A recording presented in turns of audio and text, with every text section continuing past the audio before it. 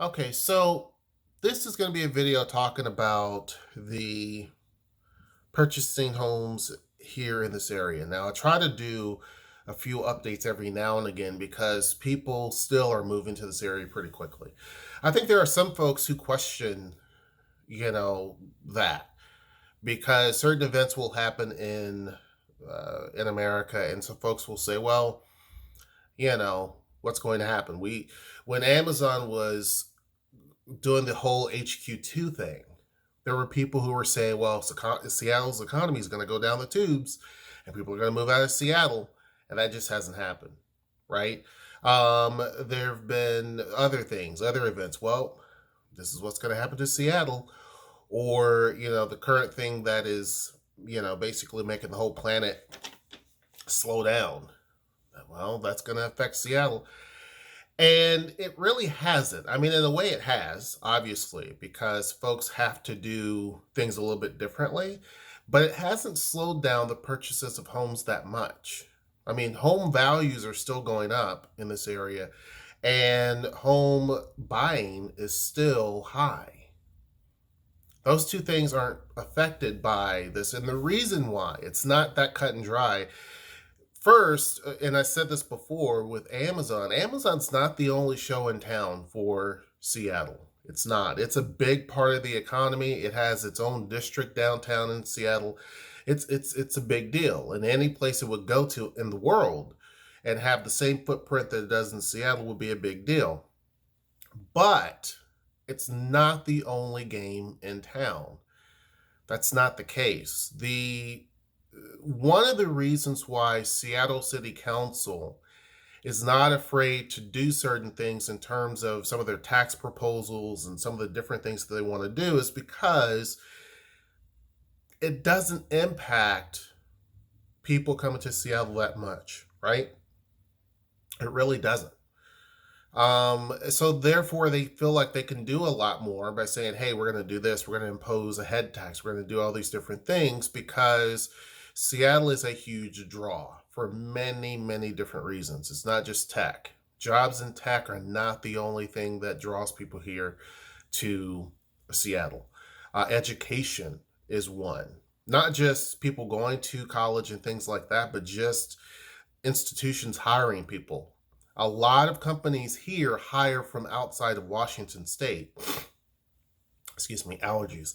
So you have a lot of people that are brought in because of that, not only in education, but in the medical field and different things, legal, accounting, all of that. A lot of people are brought in from other places. And so that adds to the growth. In fact, I mean, that's how Noel got here, was because of getting a job at UW. So tech is a big part of it. Amazon's a big part of it, but it's not the only thing. Logistics, if we're talking more down towards this way, logistics are a big component. So that's trucking jobs and things like that, shipping jobs and freight on trains. Those are all big jobs. Some manufacturing. So the ports, even though volume is way down, the ports, the airport. I mean, SeaTac was pushing through 50,000 people a day. Now it's down to like, I don't know, 1,200 a day. Like it just disappeared. But SeaTac Airport has a tremendous amount of people that it hires daily, or that works there daily when things are normal, right? The port, the seaport in Seattle and in Tacoma, huge amounts of people that work there, military bases. So it's not as cut and dry that Amazon's the one that controls everything. There's a lot of headquarters here that are not tech related. Starbucks being an example, Nordstrom being an example. These are not tech based companies. So you're still going to have people who are moving here to fill those jobs and those positions. You can go to any of those companies and there's always a position open. And these are usually big jobs. This is also a huge venture capitalist area. So you have a lot of new startups, many of them tech related, that are being funded. Those startups are big because they're actually drawing people into the area as well.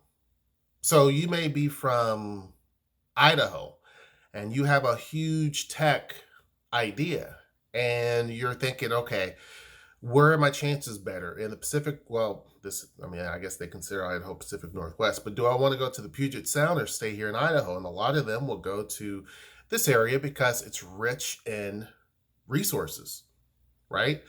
It's rich in talent. It's rich in just having the funding, the location, all of that, the international presence. So housing here is not going to be impacted like it would in other places, right? Seattle may not always be the number one destination in terms of people moving. It's not going to hold that title number one forever, but it will continue to grow for quite some time. Same thing with Tacoma. Home prices are still going up quite a bit, right? In any other city, most folks would say, yeah, it's going up pretty high. Here in Tacoma, the prices are well over 400,000 on average, right? That was unheard of before. Our home price here has went up tremendously to the point of where Noel, were flirting with the idea of moving to Orting and flirting with the idea of getting a whole new class of house because you can sell this for much more than what we paid for it and still do find someplace else. That's how drastic things have changed. When you look at Seattle, they had to do a huge correction. It wasn't I still don't think it was a property bubble. Folks have asked that, and I said, wait to see what happens because you have to look at trends over a period of time, not just a short snapshot. And I said, wait until the summer to see what happens because people are out and about. Now, obviously, things have changed, and so folks can't be out and about. But still, even given that, the market is still considered hot in most what other places would consider to be hot. It's still hot here. So you're still having a lot of people buying a lot of homes. They're just doing it a little bit differently, right? There's a lot of virtual stuff going on, There's a lot of changes. A lot of realtors are going into homes with the live streaming as they're walking through so that potential buyers are able to see and they're able to communicate and talk about things, right? And then going through and saying, yep, I want to buy it. So and there's a lot of, we even did it. We sold our house in New Mexico. Everything was done virtually, right? I mean, we had to have a notary come here in person and sign. But other than that, everything was done virtually. When we put the checks in the mail from the sale of the house and, you get escrow, you get insurance, and you get the value of the home whenever you sell it, all three of those were done virtually. We never had to step outside of the house to do those things. So because of technology, it hasn't impacted Seattle prices that much and Tacoma's prices that much. They're not going as fast as they were, and the homes aren't selling as fast as they were, but they're still selling pretty fast. Values in Seattle are well over 700, probably in about the 740, 750 range. It's a correction from what was once where Seattle was. But the climb up the hill in terms of price in Seattle is slowing down. The climb up the hill in terms of price in Tacoma is going faster. I did a video talking about, Tacoma a while back was the cheapest county, not counting Thurston County, which is where Olympia is, but it's the cheapest county in the Puget Sound region. And that's changed. That's changed. I mean, we're nipping at the hills at Snohomish County. And right now, I think it's Kitsap County, which is the more affordable county, not counting Thurston, in the region. But it bounces all over the place. Now, I do think that as time goes on, Tacoma is going to leap up and be probably King and Pierce County being neck and neck. Not neck and neck in terms of prices, but King County being number one, Pierce County being number two, and Snohomish being number three. And the reason why I feel that way is because if you look at Snohomish County, which is Everett, wherever it is, you have a lot of big manufacturing up there. Boeing is one example of that. You have a lot of technology, and you have a lot of northern King County suburbs that are very affluent that kind of are up in that direction. So it bleeds into Snohomish County. However, heading south of Seattle, you don't have that same effect. You basically go into South Seattle, which is a little bit more economically poor. And then as you go even further, you get into some of the southern suburbs that are not as affluent. So the prices down south of Seattle, down south of Soto, south of downtown, are not as high. That's just has always been the case. So as you go further south, it just kept getting cheaper and cheaper and cheaper. There was nothing down here that acted as a buffer, but that's slowly changing, because when you look at some of the outlying areas, DuPont's a good example. That's changed things. When you look at Ording, that's changed things. Puyallup, those are areas, University Place. These are places that are starting to balloon up even faster. And so it's changing the dynamic in Tacoma. That's not just to say that Tacoma's not doing its own thing either, because it is. There's a lot of investment going on here, and the quality of life is going up, and there's a lot of improvement. So it's reasonable to feel that, yeah, Pierce County will eventually be probably number two in terms of home values after King County. Now, there are some people who are still wanting, their dream is to own a home in King County. And even though the average is 7 something, doesn't mean that you won't find a home in the 5s or the 4s, because you can. But you're going to have a lot of competition. It's usually not so much that, oh, there's a lot of work that needs to be done. What you're typically up against when homes are cheaper, or theoretically cheaper, is that there's so many different things you have to deal with. One, either they're going to be in a condo or a townhouse, so can you handle that? 2, yard. Maybe the yard is very, very tiny, front or back. That's something that you have to consider. 3, it's going to be very close to another house. Literally, you can stand in between the 2 homes and touch both. That's something that you're going to have to contend with. Parking might be a problem. So when you see a house in Seattle that's a little bit less, there's all these different other things. It may look fine on the inside and outside, but there's other things. So maybe parking is not something that you have. You have to park on the street, and every day you have to fight to find a parking space because the whole street's parked up. So you may have to walk 2 blocks just to get to your car. Or you have to park way over and walk to your car. Like, that is the reality in Seattle, right? It could be that the house is very old. It could be that the house needs a lot of renovations done, or things are starting to become outdated, or there's an outdated kitchen or outdated whatever. So you can find those homes, but it depends on the circumstance. So a lot of times folks will say, well, I found a house such and such, but what are you getting, right? So yeah, the inside may be remodeled, and the house may have a new roof, and it may have all the bells and whistles, but what are the other things that you're not really focused on? Down in Tacoma, you're still able to get a pretty good deal, but it's not like it was back in the day. And when I say back in the day, I'm talking 3 years ago. 3 years ago, homes here could be found in the 1s. You can't find anything in the 1s now. It's not possible. And so now you're seeing this massive quick jump, and homes that were in the 1s are now in the 3s.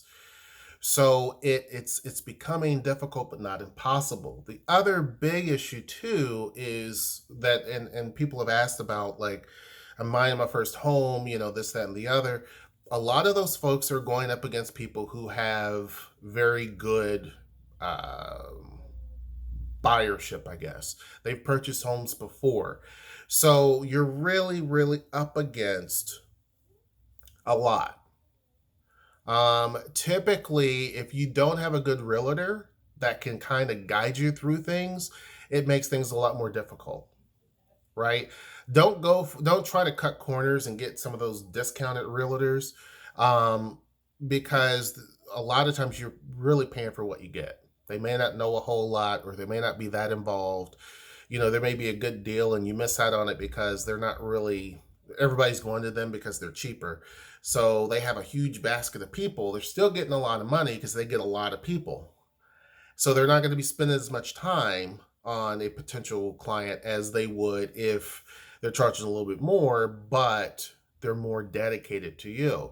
Oftentimes people miss out on a great deal because they don't have a good realtor, or you don't have enough money saved, or you don't have, things in the background taken care of. So if you're still wanting to purchase a home in this area, it's still possible. But for the average person, it's becoming almost difficult. We have friends in Georgia and they talk about, I don't know if we're going to, at one point in time, it seemed very plausible, but now it's becoming a challenge. And the home prices here are just going up so quickly. You see what I'm saying? Like, it's been a year now since they've been here. And I think that when they come back,